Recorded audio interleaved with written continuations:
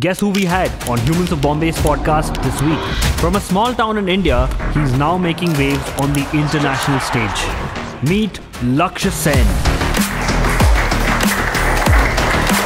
Here's what he had to say on the podcast. बचपन में मुझे हारना बिल्कुल पसंद नहीं था, तो जब भी मैं हारता था मैं रोने लग जाता था. You put Indian men badminton on the map. जब मैं टूर्नामेंट अप्रोच किया, I was just thinking कि I have to give my best. I am not thinking about कि मुझे 4 मैच बाद क्या होने वाला है. I was just focused कि अगला मैच कैसे खेलना है. Prakash Padukone is the legend of the game and अभी भी मैं वही अकेडमी में मैं प्रैक्टिस करता हूँ. The Prakash Padukone Academy. Wow. I had a poster in my room where it says, "Did I do everything to win an Olympic gold medal?" Her athlete का dream होता है कि ओलंपिक्स तो जाना है. ये जो क्वालिफिकेशन का प्रोसेस था, उसके लिए how did you train mentally and physically? The ranking from 100, I broke into top I think 35 in the world. काफ़ी चीज़ें थी जो वो टाइम पे थोड़ा सेल्फ डाउट आने लगा था, यार क्यों नहीं हो रहा है. And Olympic is a big event, तो it's gonna hurt for a while. जो विनेश फोगाट जी के साथ हुआ, the way she was playing, I think हमें लगा it's a gold. And I was at the airport when I saw कि oh shit, ये क्या न्यूज़ आ रही है. Is it true? If I want to calm myself down or even before a match, I would definitely listen to Arijit Singh. What is your relationship like with Deepika Padukone? You were recently with her. After the bronze medal match, she called me and she said it.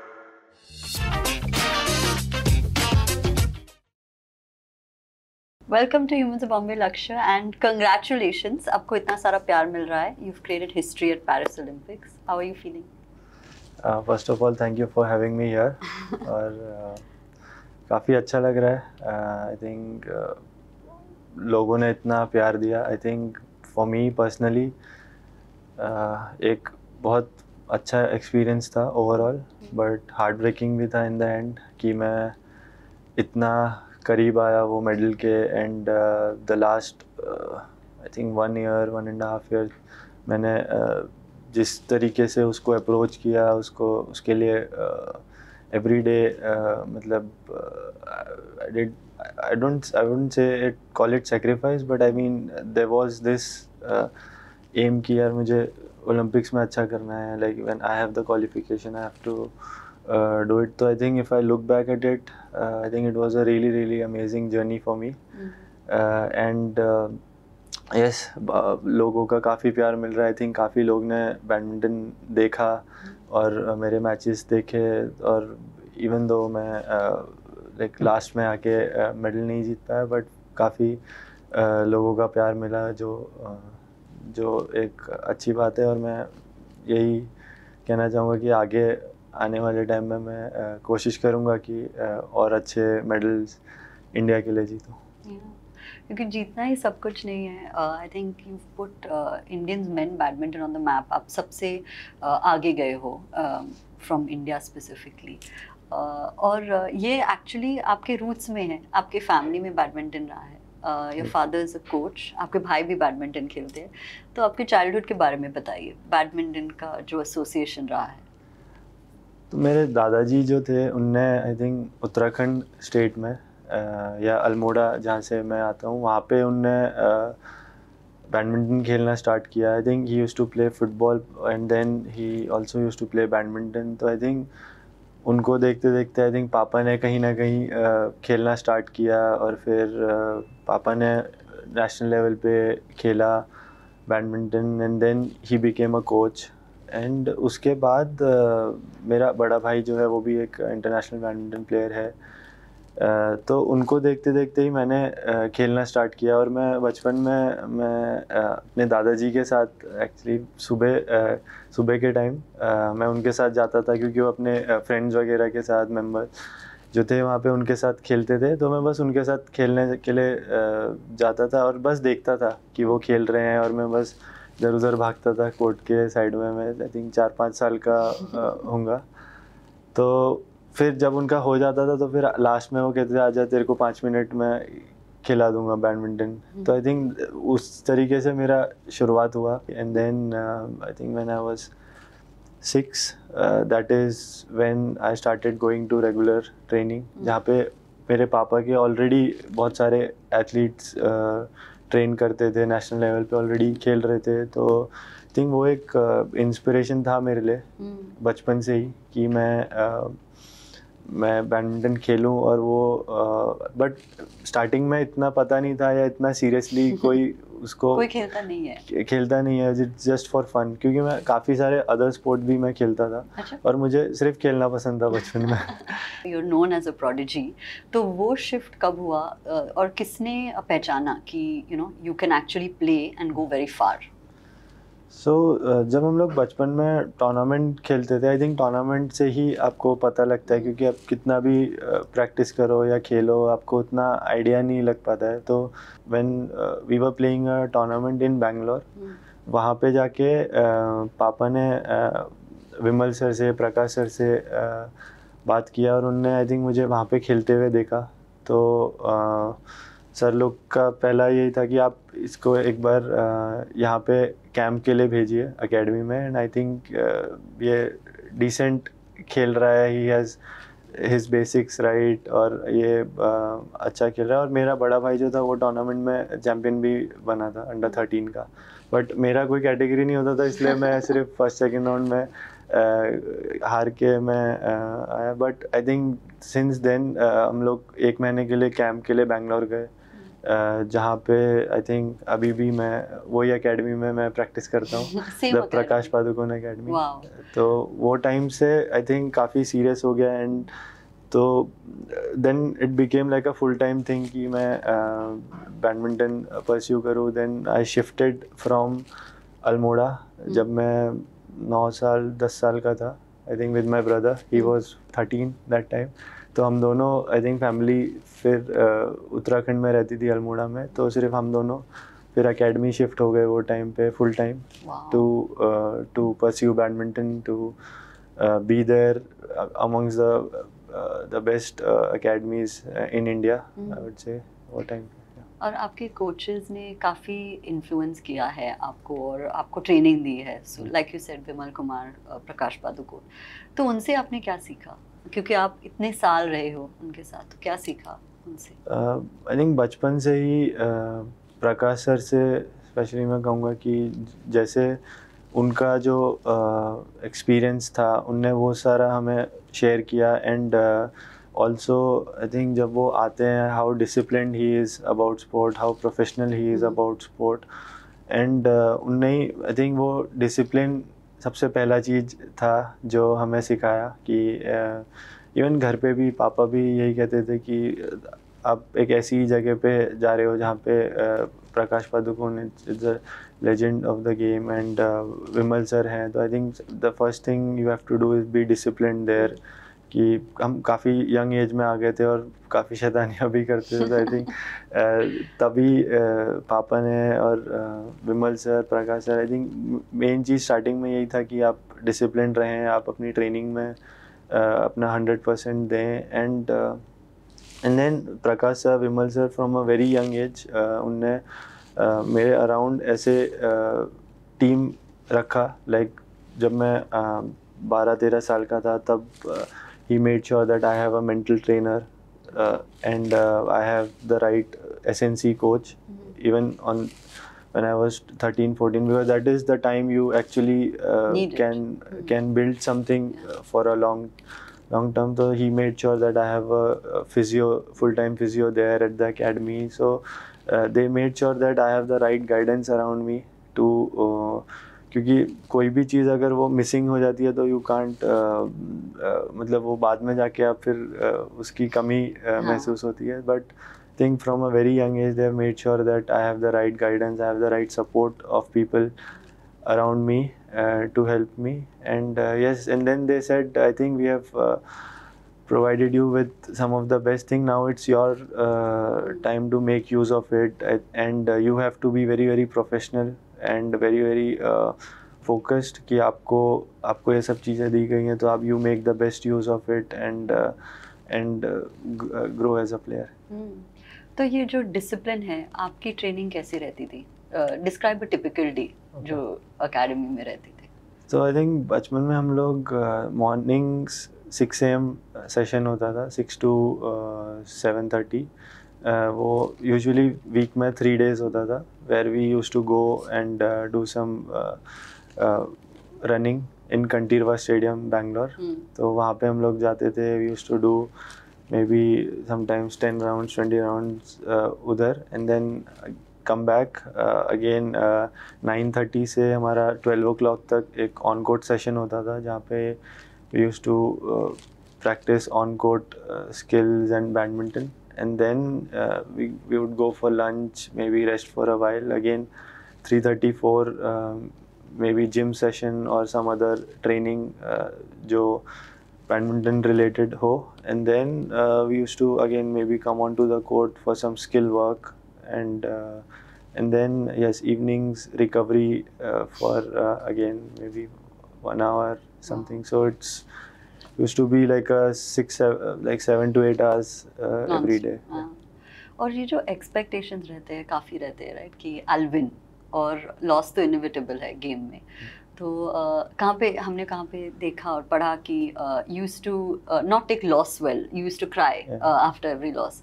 तो वो expectations कैसे आपने balance किए? I think बचपन में मुझे हारना बिल्कुल पसंद नहीं था, क्योंकि तो जब भी मैं हारता था मैं रोने लग जाता था कि मुझे नहीं हारना है. But I think over the years वो चेंज हुआ है. बट अगेन मुझे अभी भी मुझसे हारना बिल्कुल पसंद नहीं है.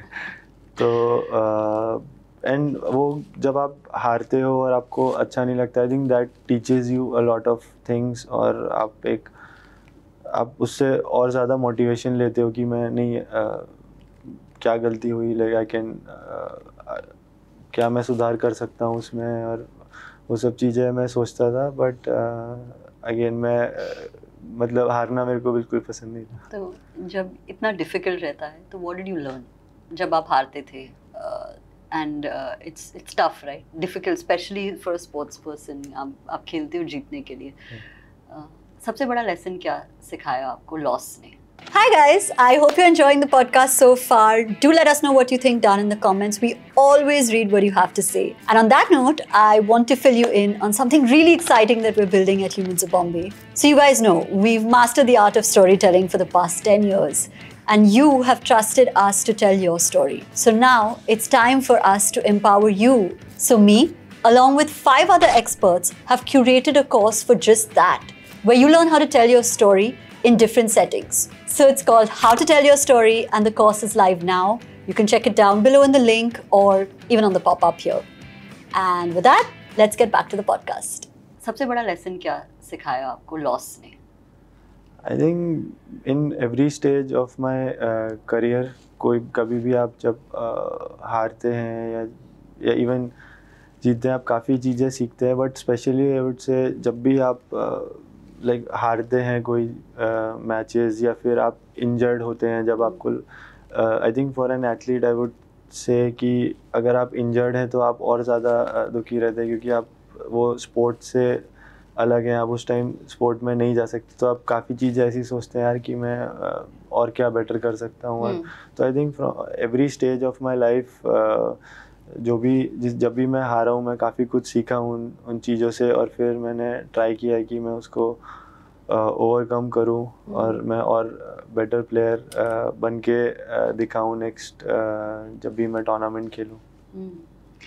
एंड फिर जैसे आपकी जर्नी प्रोग्रेस हुई, you became the youngest player to enter the Indian national level league right. और आप 15 साल के ही थे, और आप you were defeating people much older than you one super 100, super 500. तो उस वक्त आपने कैसे प्रिपेयर किया mentally and physically? I think मैं जो भी टूर्नामेंट्स हम लोग प्लान करते थे, एंड आई थिंक वो टाइम ऐसा रहता है कि आपको उतना ज़्यादा प्रेशर नहीं होता है जब आप एक बड़े प्लेयर के सामने खेल रहे हैं, आप फ्रीली खेल सकते हैं. तो आई हैव ऑलवेज इन्जॉयड वो टाइम की जब आपके पास उतना एक्सपेक्टेशंस नहीं होता है. एंड मेरा जो सबसे पहला सीनियर नेशनल था within when I was 15 years of age, तो जो प्रकाश सर का रिकॉर्ड था दैट वाज कि वो 16 years में नेशनल चैम्पियन बने. तो जब मैं 15 years का था, मैं नेशनल चैम्पियनशिप खेल रहा था, and I came up to the finals, और मैं फाइनल्स में जाके हारा. बट वो एक मेरे लिए काफ़ी बड़ा आई ओपनर था. और जब आपने आपका पहला मेजर इंटरनेशनल टूर्नामेंट जीता which is the Asian junior championship, आप 17 साल के थे. सो हाउ डिड वो एक्सपीरियंस अलग कैसे था इस एक्सपीरियंस से, क्योंकि अब इंटरनेशनल फोरम पे चैलेंजेस भी ज़्यादा है, प्लेयर्स भी टफर है, so how did that experience shape you? जैसे बहुत एक स्पेशल टूर्नामेंट था मेरे लिए, एंड जो एशियन चैम्पियनशिप था स्पेशली बिकॉज आई थिंक उससे एक साल पहले मेरा जो रैंकिंग था वो वर्ल्ड नंबर 1 आया था. तो आई थिंक कहीं ना कहीं और जूनियर्स में तो कहीं ना कहीं जो लोगों का एक्सपेक्टेशंस था उस टाइम पे वो थोड़ा बढ़ गया था. अच्छा ये तो वर्ल्ड नंबर 1 है. और उससे पहले जब भी मैंने टूर्नामेंट्स खेले थे इट वाज कि यार मैं तो फ्रीली खेल रहा हूँ, मुझे कोई प्रेशर नहीं है. बट वो टाइम पे I had become the junior world number 1 as well. तो जब आप टूर्नामेंट वैसे खेलने जाते हैं तो एवरीवन looks for you कि अच्छा ये एक अच्छा प्लेयर है, we and then they don't have any pressure against you. तो उस टाइम पे मेरे जो उससे पहले के कुछ टूर्नामेंट थे वो उतने अच्छे नहीं गए थे. बट अगेन जब हम अंडर 19 में खेलते हैं those players are only you are going to face them in seniors as well in few years to come. तो वो भी एक बड़ा टूर्नामेंट था मेरे लिए जो मैंने जीता. एंड फिर वहाँ से लेके मुझे आई थिंक बड़े टूर्नामेंट्स में कैसे एक्सपीरियंस लेना है वो एक चीज़ आया. हर एथलीट का ड्रीम होता है कि ओलंपिक्स तो ज़्यादा है. ये जो क्वालिफिकेशन का प्रोसेस था उसके लिए how did you train mentally and physically, क्योंकि वो सबसे to just qualify is also big deal, right? तो वो जर्नी कैसी रही? तो जैसा कि मैंने बताया जब मैं जूनियर्स में अच्छा करने लगा तो even for the 2020 Olympics the next year was the qualification period for 2020 Olympics. तो वो टाइम पे जब मैं अपने कोचेस के साथ बात करता था तो दे सेड कि यार इट इज़ हार्ड टास्क कि आप इस बार 2020 में क्वालिफाई नहीं कर पाओगे. But I think that was the time I had still had one more year in the juniors. But I decided with my coaches कि I'll stop playing juniors because then once you are in the senior circuit you have to play 15-20 tournaments in a year to maintain your good ranking. So I decided कि मैं एक साल और juniors नहीं खेलूँगा. Even though I had some good results and next year I could have repeated those results or maybe done better. But I decided कि नहीं, now is the time I have to start playing in the seniors, and I was around 105 around that ranking in the world. And मैंने tournaments खेलते गया एक साल. I think first 6 months was very very tough क्योंकि senior level पे जब आप आ जाते हो everyone is physically better than you, and because of their age as well, and you're just coming up, and then there are certain other kinds of game that they play and they have so much more experience. And then I just wanted to play more matches, go to places, play more matches ताकि मुझे experience मिले. अलग अलग type का मैं badminton खेलूँ, अलग अलग सिचुएशंस में मैं जाऊँ. तो आई थिंक वो 6-7 मंथ्स का मेरा पीरियड काफ़ी ख़राब रहा जहाँ पे मैं फर्स्ट राउंड हारा. But then slowly after a month period of 8 months 9 months I started doing well, and I won 4 or 5 out of the senior small level tournaments which the ranking from 100 I broke into top I think 35 in the world. So that is when I started to get good results, and then I was starting to get entry in big events. Like then that was the time I played my first All England, and it was a good one. I played against Victor Axels in that time, in that qualification period, and I came up to, in the Olympic ranking I was around 22. Wow. So if I had broken into top 16, I would have also got a chance to play that Olympics, but it didn't happen. So I had a brief idea and a lot of learnings as well. कि अभी मैं next time when I play a big event, how do I approach it? How do I see it?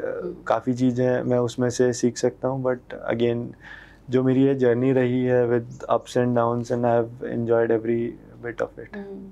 ये जो ups and downs में mental strength काफ़ी important होती है, तो what were you telling yourself जब आप टॉप 16 में नहीं थे, आपका रैंक 19 था और जैसे आपने कहा you were getting out in the first round, तो उस वक्त आपका मेंटल टॉक क्या था या आपके कोचेस क्या कह रहे थे आपको? काफ़ी चीज़ें थी जो मतलब वो टाइम पे थोड़ा सेल्फ डाउट आने लगा था, यार क्यों नहीं हो रहा है। एंड देन फर्स्ट 4-5 टूर्नामेंट जब मैं फर्स्ट राउंड हारा, देन वो और ज़्यादा बिल्ड होते गया। बट जब जो कोचेस थे, दे वर ऑलवेज रियली सपोर्टिव कि वो because they were also understanding कि यार अभी इतना काफ़ी प्रेशर बन चुका है वो चीज़ का कि क्वालिफाई करना ही है। And lot of the things were there, but they were always motivated, they were always hopeful कि नहीं ये मैच में नहीं हुआ, maybe next one. And everyone at especially my mom, dad, my family, they were really there for me in every step of it. And also my whole team, the mental trainers, the physios, everyone was under pressure, I would say, and they were still really supportive. We would not have any discussion कि नहीं हो रहा है या not, ऐसे loose talks भी हम लोग अवॉइड करते थे कि यार ये क्यों नहीं हुआ, वो क्यों नहीं हुआ। इट वाज जस्ट कि you keep the process right, you keep putting in work in training, be smart in when you go for matches, and again be hopeful कि it will come in the next one. You just have to be patient. वो time पे I think मैं जो mental trainers के साथ काम करता था, they said from your side you just have to give your 100% in every training, in every match that you play, and then leave it. उससे ज़्यादा आप कुछ कर नहीं सकते हैं उसको ओवर थिंक करके, उसको वो करके। तो and then I'm happy कि वो I came back from that phase. And when you landed in Paris for the Olympics, वो experience कैसे था? काफ़ी नया एक्सपीरियंस था। आई मीन उससे पहले भी मैंने ऐसे मल्टी स्पोर्टिंग इवेंट्स खेले हैं, लाइक एशियन गेम्स, या जहाँ पे इतने सारे एथलीट्स होते हैं, और काफ़ी कुछ उनसे बात करके देख के आप इंस्पायर भी होते हैं चीज़ें। बट फर्स्ट 2 days में मैं कहूँगा कि जब वहाँ पे गया and I played in the hall and I was feeling well, and but village के अंदर जाके आई थिंक काफ़ी सारे ऐसी चीज़ें थी कि जो हमारे नॉर्मल रेगुलर टूर्नामेंट्स में नहीं होती है। Usually we stay in a hotel, और जब हमारा मैच होता है the meals are on time and we just go before time for our matches. But village में जाके it's a different place where for the lunch or dinner or anything you just have to walk again 10 minutes, and there is constantly so many people around you, and you just want to be in your zone कि मुझे match में क्या करना है, focus करना है। And yes, like sometimes you go out chill otherwise, but I mean constantly there are so many people that are there. So I think first or second day I could figure that out कि मुझे I think before the matches especially I have to be in that zone कि I don't socialize much, या मैं बाहर ना जाऊँ, और like unnecessary I don't spend my energies on different things, and I be focused on to the matches. And the way the draw was, I think काफ़ी सारे matches खेलने थे मुझे to reach my ultimate goal, and I think it was 7 matches that was there. But my aim was always कि मैं I approach just one match कि this is the match, ये मैं last match खेलने जा रहा हूँ, and I have to give my 100% in each match, because from the first day when I played Kevin Gordon, वहाँ पे he was the last times Olympic Games का semi-finalist, so it was a really good match in the first. और first matches are a little bit trickier when you don't know the conditions उतना अच्छे से कि किस side से थोड़ा drift है, किस साइड से नहीं है। तो that match was important for me to get going in the tournament.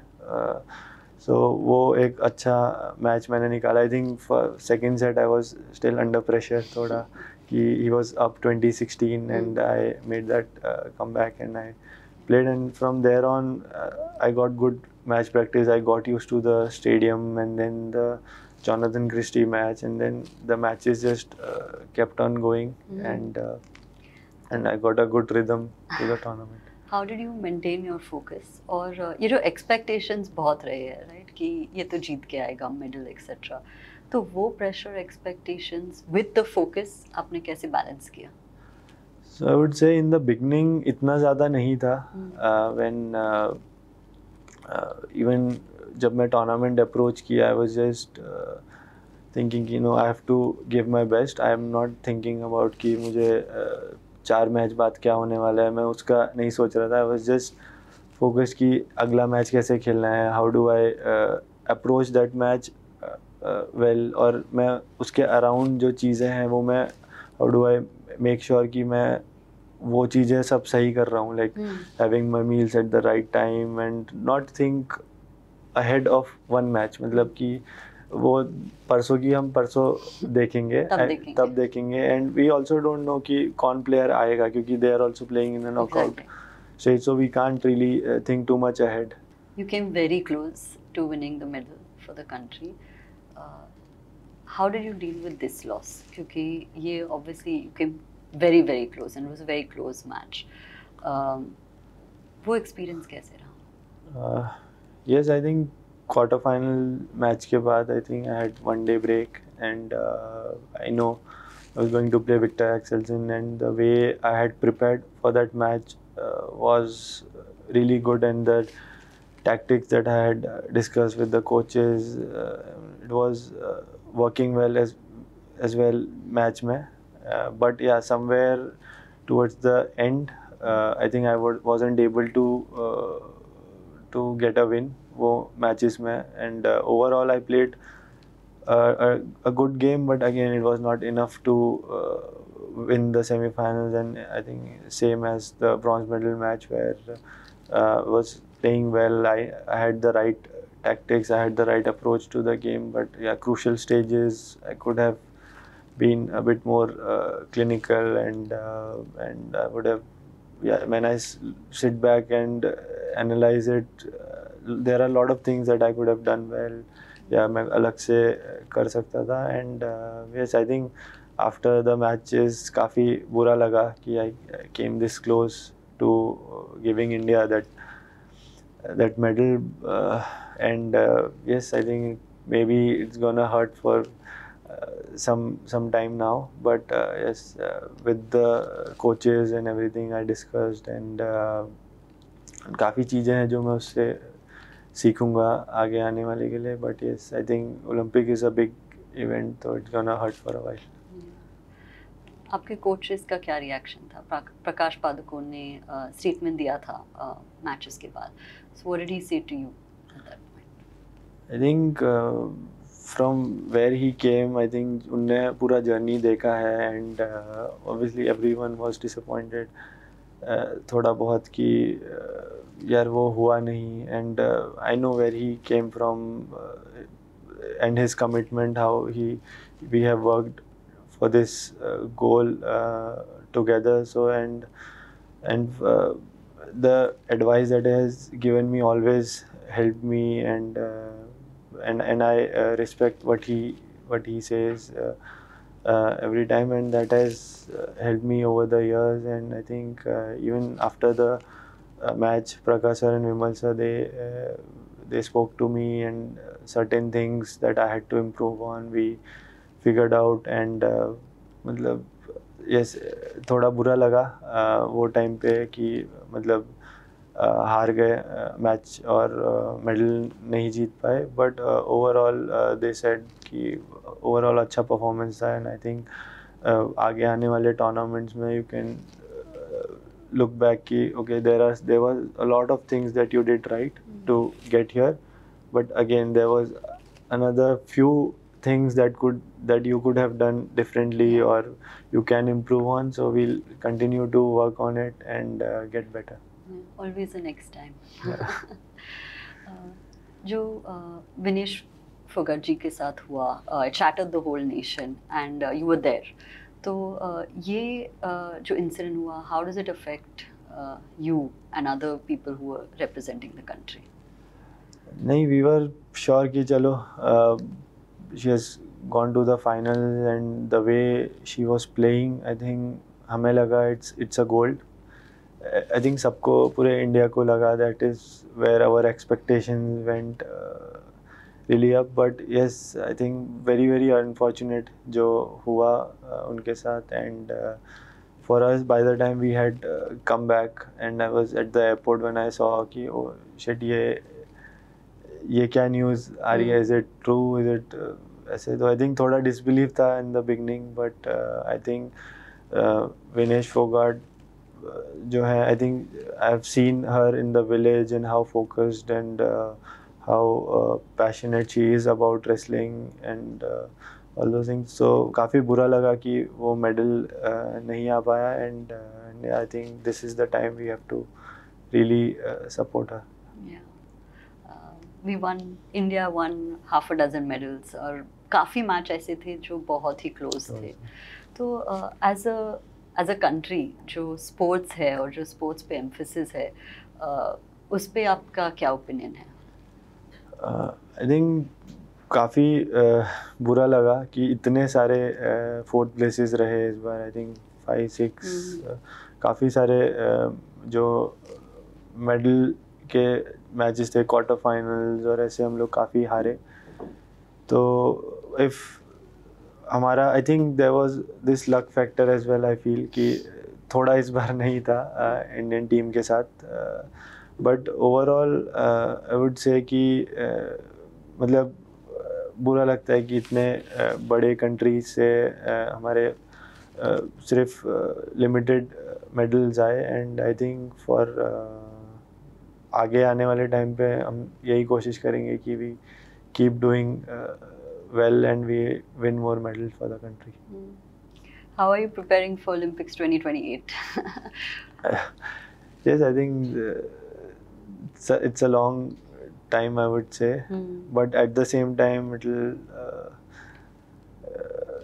because once we are in badminton season, we play throughout the year, and it will definitely be there in my target कि मैं उसमें अच्छा करूँ in next 4 years. But for me अभी के लिए I just want to focus on जो मेरे आगे आने वाले tournaments हैं, like China Open and then Japan Open, and yes, next year we'll have the whole season again, and then we'll have a lot of tournaments to play. So my focus is right now to keep improving on every aspect of the game, the fitness levels, and then try and be at a good shape to win those World Tour events. And yes, LA will definitely be there in 4 years. Yeah. And you know, काफ़ी सारे sportsmen, athletes speak about manifestation या visualization कि we use these techniques. Have you used any such thing, और आपको कभी help किया है? Yes, I think वो help होता है. I think the day I got to know कि I have qualified for the Olympics, I think a lot of the things that I did was keeping in mind कि Olympics is coming. I had a poster in my room where it says did I do everything to win an Olympic gold medal today. So at the end of every day I would look at it and analyze, okay, did I do everything today to win an Olympic gold in next 3 to 4 months from now. So I think that was always the question कि मैं जो daily के चीज़ें हैं, जो daily का training है, I give 100% on every day to improve myself, and it's a slow process कि वो आप उतने टाइम से देखते हो. And since the Olympic qualification started, that was always there कि I have to do well at the Olympic. Life outside of the badminton court के बारे में बात करते हैं. What is your relationship like with Deepika Padukone? You were recently with her, and her father is your coach. So what was that conversation like? So I think they have been really supportive. Even after the bronze medal match, she called me वहाँ पे जब हम थे, and she said it's fine, like don't worry about, you did well. And yes, Prakash sir had been has been like a mentor, a father figure to me, and even Deepika, they have been really supportive, and it's always nice to talk to them, and if I have any uh, advice, or if I want to talk to them, I talk to them freely, and they are always there to help. And what are the life lessons that you learned from badminton जो आप everyday life में इस्तेमाल करते हो? I think being professional about badminton, and at the same time, if you are, because now I'm in last 2-3 years, there's also a lot more than just badminton in the career. So I think you have to manage all those things really well, with your personal life, your friends, your family. So I think you have to have the right balance. कि आप जो चीज़ें हैं, you're doing on time, you're eating on time, and overall it makes you a better person. And I think that thing also shows on court over the period of time कि आप कितना professional है about other things, and yes, you do have fun at times and do crazy things, but again, once you have certain times, and I like to be on time every time. So I think that is, and plan my things accordingly, and it also helps with the badminton as well. Yeah. And you're such an inspiration to the youth, but who's your inspiration? So for me, Prakash Padukone sir has always been my idol, my mentor, and I've learned a lot of things from him. And from a very young age, I've seen him. He has also shared a lot of his experience of his playing days, how the things used to be, and वो अभी कैसे है. तो I think he's one of the person I look up to as a badminton player and also as a human being. Wow. Okay. So the next section is things we couldn't find on Google. तो हमने काफ़ी सारे Google searches किए and this was not there. So I'll ask you. Okay. What is the song that you listen to? Is there a song that you listen to before a game?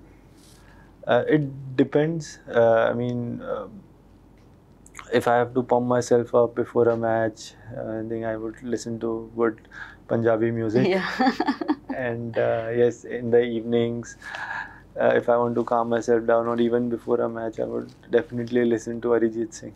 Okay. Are you superstitious? कुछ ऐसे जो superstitious चीज़ें करते हैं लोग before a game? Do you do any of that?